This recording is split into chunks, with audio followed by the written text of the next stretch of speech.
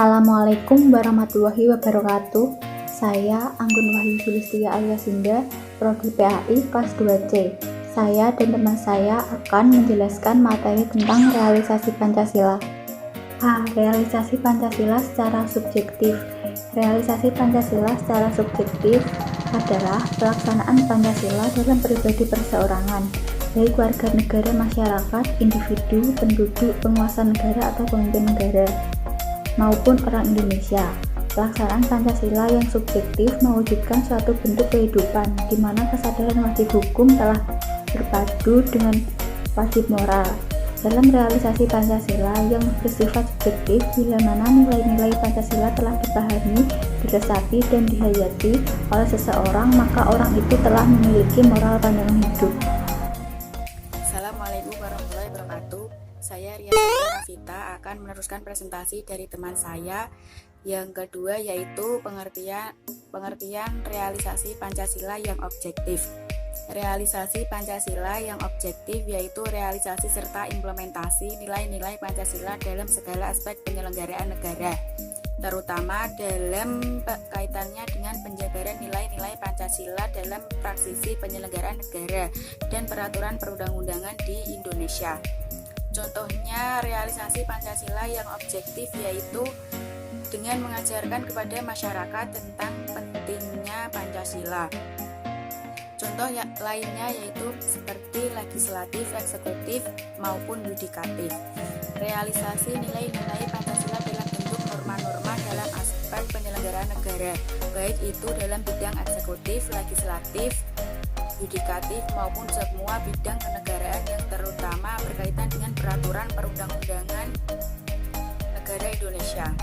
Hal tersebut dapat dirincikan sebagai berikut. Yang pertama yaitu tafsir Undang-Undang Dasar harus dilihat dari sudut filsafat negara Pancasila sebagaimana tercantum dalam pembukaan Undang-Undang Dasar.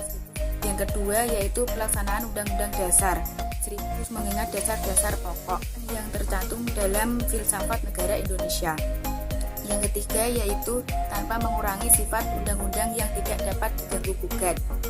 Dan yang keempat yaitu interpretasi pelaksanaan undang-undang harus lengkap dan menyeluruh. Yang terakhir yaitu dengan demikian seluruh hidup bernegara dan tertib hukum Indonesia didasarkan oleh asas kerohanian Pancasila. Assalamualaikum warahmatullahi wabarakatuh. Saya Asfi Fadilah dari kelas 2C Prodi PAI IAI 9 Gili Bojonegoro. Nah, pada kali ini saya akan melanjutkan presentasi dari teman saya pada bab realisasi Pancasila. Nah, pada bab realisasi Pancasila yang bagian ketiga ini akan membahas tentang implementasi nilai-nilai Pancasila.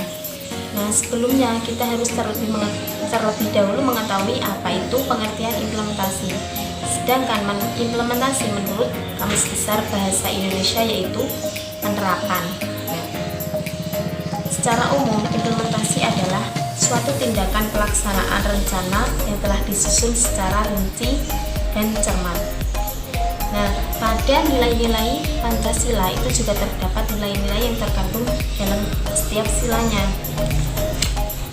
Seperti pada sila pertama yaitu ketuhanan yang Maha Esa.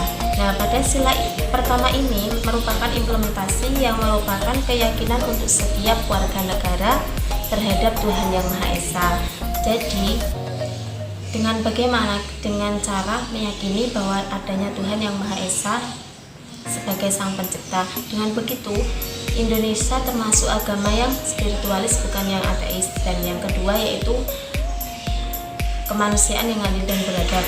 Nah, pada nilai Pancasila kali ini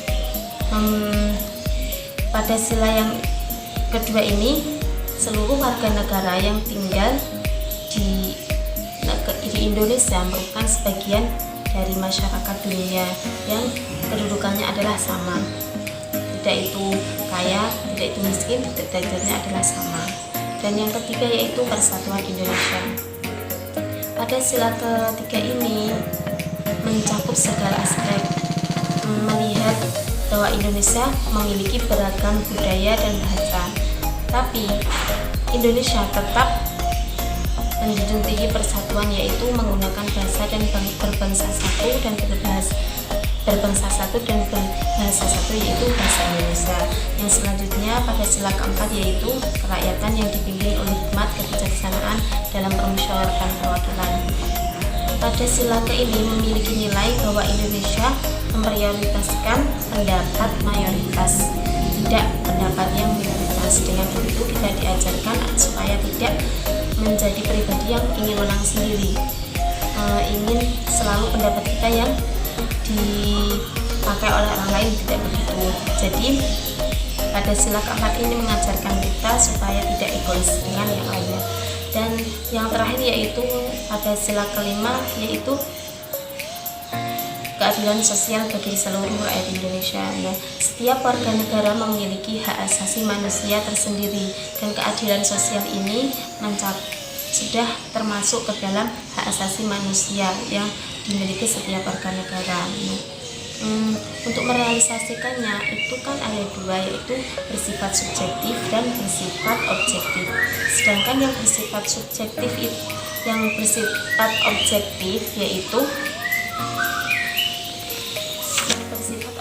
yaitu menyangkut seluruh aspek penyelenggaraan kenegaraan. Sedangkan yang bersifat subjektif itu adalah implementasi nilai Pancasila secara individual atau perseorangan setiap warga negara dan setiap penduduk Indonesia. Nah, dalam kata lain, aktualisasi secara objektif itu akan berhasil secara optimal apabila didukung oleh adanya realisasi yang bersifat subjektif atau dari diri kita sendiri. Nah, dengan begitu marilah kita mulai sesuatu yang baik dari diri kita sendiri, mentaati seluruh undang-undang yang telah dibuat oleh negara, dimulai dari diri kita sendiri. Oke, sekian penjelasan materi realisasi Pancasila dari kelompok kami. Kurang lebihnya mohon maaf. Semoga videonya bermanfaat. See you, thanks for watching. Wassalamualaikum warahmatullahi wabarakatuh.